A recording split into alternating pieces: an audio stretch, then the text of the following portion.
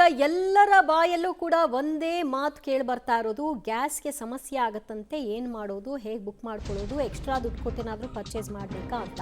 ಹುಬ್ಬಳ್ಳಿಯಲ್ಲಿ ಗೃಹ ಬಳಕೆ ಸಿಲಿಂಡರ್ಗೆ ಗ್ರಾಹಕರು ಮುಗಿಬಿದ್ದಿದ್ದಾರೆ. 2 ದಿನಗಳಿಂದ ಬುಕ್ಕಿಂಗ್ಗೆ ಆಗಮಿಸ್ತಾ ಇದ್ದಾರಂತೆ ಗ್ರಾಹಕರು. ಸೊ ಗ್ರಾಹಕರ ಸಂಖ್ಯೆ ಹೆಚ್ಚಾಗ್ತಾ ಇರೋದ್ರಿಂದ ಬುಕ್ಕಿಂಗ್ನಲ್ಲಿ ಒಂದು ಸ್ವಲ್ಪ ಸಮಸ್ಯೆ ಆಗ್ತಾ ಇದೆ. ಮತ್ತೊಂದು ಕಡೆ ಬುಕ್ಕಿಂಗ್ ಆಗಿದ್ರೂ ಕೂಡ ಡೆಲಿವರಿ ಆಗ್ತಾ ಇಲ್ಲ, ಕಾರಣ ಸಿಲಿಂಡರ್ಗಳಿಲ್ಲ. ಬೆಳಗ್ಗೆಯಿಂದಲೇ ಗ್ಯಾಸ್ ಅಂಗಡಿಗಳ ಮುಂಭಾಗ ಜನ ಬಂದು ನಿಂತಿದ್ದಾರೆ.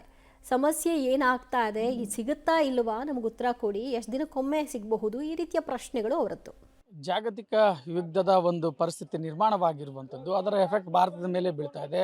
ಅದರಲ್ಲೂ ಕೂಡ LPG ಸಿಲಿಂಡರ್ಗಳ ಮೇಲೆ ಈ ಒಂದು ಪ್ರಭಾವ ಈಗಾಗಲೇ ಬೀರಿರುವಂಥದ್ದು, ವಾಣಿಜ್ಯ ಒಂದು ಬಳಕೆಗೆ ಬಳಸುವಂಥದ್ದು, ಅದರ ಜೊತೆಗೆ ಈ ಒಂದು ಮನೆಗಳ ಗೃಹ ಬಳಕೆ ಏನಿದೆ ಅದರ ಮೇಲೂ ಪರಿಣಾಮ ಬೀರ್ಬೋದು ಅನ್ನೋ ಆತಂಕದಲ್ಲಿ ಅತಿ ಹೆಚ್ಚು ಪ್ರಮಾಣದಲ್ಲಿ ಗ್ಯಾಸನ್ನು ಬುಕ್ಕಿಂಗ್ ಮಾಡ್ತಾ ಇರುವಂಥದ್ದು. ಜನ ಇಲ್ಲಿ ನೋಡ್ಬೋದು ದೃಶ್ಯಾವಳಿಗಳಲ್ಲಿ ಈಗಾಗಲೇ ಒಂದು ಬುಕ್ಕಿಂಗ್ ಏಜೆನ್ಸಿಗಳ ಹತ್ರ ಬಂದು ಮಾಹಿತಿಯನ್ನು ಪಡಿತಾ ಇದ್ದಾರೆ, ತಂಡೋಪತಂಡವಾಗಿ ಬಂದು, ಮತ್ತು ಅವರ ಗ್ಯಾಸ್ ಕನೆಕ್ಷನ್ ಬಗ್ಗೆ ಮತ್ತು ಆ ಸಿಲಿಂಡರ್ ಒಂದು ಸ್ಟಾಕ್ಗಳ ಬಗ್ಗೆ ಈಗ ಮಾಹಿತಿ ಪಡಿತಾ ಇರುವಂಥದ್ದು.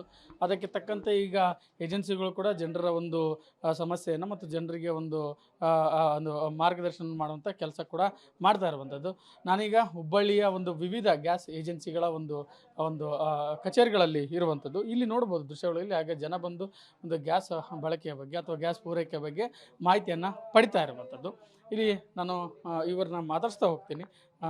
ಮೇಡಮ್, ಈಗಾಗಲೇ ವಾಣಿಜ್ಯಕ್ಕೆ ಬಳಸುವಂತಹ ಒಂದು ಗ್ಯಾಸ್ ಪೂರೈಕೆ ಬಂದಾಗಿದೆ, ಎಷ್ಟು ಸ್ಟಾಕ್ ಇದೆ ಅವೈಲೇಬಲ್, ಯಾವಾಗ ಸಿಗ್ಬೋದು ಅಂತ? ಸ್ಟಾಕ್ ಹಂಗೇನಿಲ್ಲ ಸರ್, ಅಲ್ಲಿ ಗೋಡೌನಿಂದ ಬರ್ಬೇಕಲ್ರಿ, ಅಲ್ಲಿಂದ ಬರಾತಿಲ್ಲ ರೀ, ಅದಕ್ಕ ಅಲ್ಲಿದ ಪ್ರಾಬ್ಲಮ್ ರೀ ಸರ್. ನಮ್ ಕಡೆಗೆ ಏನಿಲ್ಲ ರೀ, ಅಲ್ಲಿಂದ ಬಂದ್ರೆ ನಾವು ಕಸ್ಟಮರ್ಗೆ ಇದು ಮಾಡ್ತೀವಿ. ಕಮರ್ಷಿಯಲ್ ಗ್ಯಾಸ್ ಬಳಸುವಂತರು ಫೋನ್ ಮಾಡ್ತಾ ಇದ್ದಾರೆ, ಬುಕಿಂಗ್ ಕಮರ್ಷಿಯಲ್ ಸ್ಟಾಕ್ ಇಲ್ಲ ರೀ ಸರ್, ಕಮರ್ಷಿಯಲ್ ಬರಾತೇ ಇಲ್ಲ.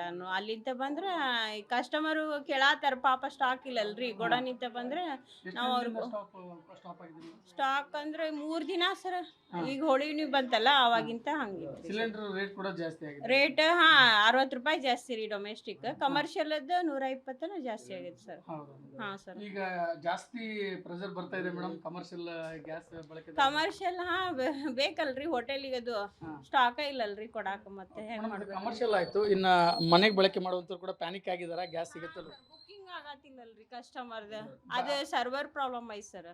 ಅದ್ರದಿಂದ ಪಾಪ ಕಸ್ಟಮರ್ಗೆ ಇದು ಆಗತ್ತದ ಪ್ರಾಬ್ಲಮ್, ಬುಕಿಂಗ್ ಆಗತ್ತಿಲ್ಲ ಸರ್. ಅದು ವಾಟ್ಸಪ್ ಬುಕಿಂಗ್ ಆಗ್ತೈತಿ, ಇದ್ರ ಬುಕಿಂಗ್ ಆಗತ್ತಿಲ್ಲ ಸರ್. IVRS ಮತ್ತೆ ಮಿಸ್ ಕಾಲ್ ನಂಬರ್ ಅದು ಬುಕಿಂಗ್ ಆಗತ್ತಿಲ್ಲ, ಅದು ಸ್ವಿಚ್ ಆಫ್ ಅಂತ ಬರಾತಾರಲ್ರಿ, ಭಾಳ ಮಂದಿ ಬರಾತಾರ. ಸರ್ ನಿಮ್ಗೆ ಅದೇ ಸಮಸ್ಯೆ ಆಗ್ತಿದೆ ಸರ್? ಸಮಸ್ಯೆ ಅದ ರೀ, ಸಿಲಿಂಡರ್ ಬುಕ್ ಮಾಡಿ ಸಿಲಿಂಡರ್ ಬರಕ್ಕೆ ತಯಾರಿಲ್ಲ. ಆದಷ್ಟು ಬೇಗ ಸಿಲಿಂಡರ್ ಕೊಡಕ್ಕೆ ವ್ಯವಸ್ಥೆ ಮಾಡ್ಬೇಕು, ಮತ್ತೇನು ಮಾಡ್ಬೇಕು? ಬುಕ್ ಆಗ್ತಾ ಇಲ್ಲ ಸರ್? ಬುಕ್ ಈಗ ಆಗೈತಿ, ಸಿಲಿಂಡರ್ ಕೊಡಕ್ಕೆ ತಯಾರಿಲ್ಲ ಸರ್. ತಮಗೇನು ಅದು ಬುಕ್ ಆಗೋಲ್ರಿ, ಬುಕ್ ಆಗಕ್ಕೆ ಕಂಪ್ಲೀಟ್ ಮಾಡಿ ಒಂದು 2 ದಿವಸ ಟ್ರೈ ಮಾಡತ್ತೀವಿ, ಬುಕ್ ಆಗತ್ತಿಲ್ಲ. ಆ ಸಂಬಂಧ ಇಲ್ಲಿ ಇದು ಮಾಡಕ್ಕೆ ಬಂದೀವಿ ರೀ, ಬುಕ್ ಮಾಡಕ್ಕೆ. ರೆಸ್ಪಾನ್ಸ್ ಸಿಗ್ತಿದೆ ಸರ್? ಅದೇ ನೋಡ್ಬೇಕು ರೀ, ರಶ್ ಅದ ಸ್ವಲ್ಪ ನೋಡಿ ಇದು ಮಾಡ್ಬೇಕು. ಇದು ಒಂದು ಗ್ರಾಹಕರದು ಇಷ್ಟೊತ್ತು ತನಕ LPG ಕಮರ್ಷಿಯಲ್ ಯಾರು ಯೂಸ್ ಮಾಡ್ತಾರೋ ಅವ್ರ ಸಮಸ್ಯೆ ಆಯಿತು. ಈಗ ಗೃಹ ಬಳಕೆ ಮಾಡುವಂಥವ್ರಿಗೂ ಕೂಡ ಸಮಸ್ಯೆ ಆಗಿರುವಂಥದ್ದು, ಬುಕ್ಕಿಂಗ್ ಆಗ್ತಾ ಇಲ್ಲ ಅನ್ನೋದು ಈಗ ಒಂದು ರಿಯಲ್ ಚೆಕ್ನಲ್ಲಿ ಸತ್ಯ ಹೊರ ಬಿದ್ದಿರುವಂಥದ್ದು. ಸೊ ಇದು ಯಾವ ರೀತಿಯಾಗಿ ಪರಿಣಾಮ ಬೀರುತ್ತೆ ಅಂತ ಕಾದು ನೋಡಬೇಕಾಗಿದೆ. ಕ್ಯಾಮ್ರಾಮನ್ ನಾನಗೌಡ ಜೊತೆ ಸುನಿಲ್ ಪಾಟೀಲ್, ಪಬ್ಲಿಕ್ TV ಹುಬ್ಬಳ್ಳಿ.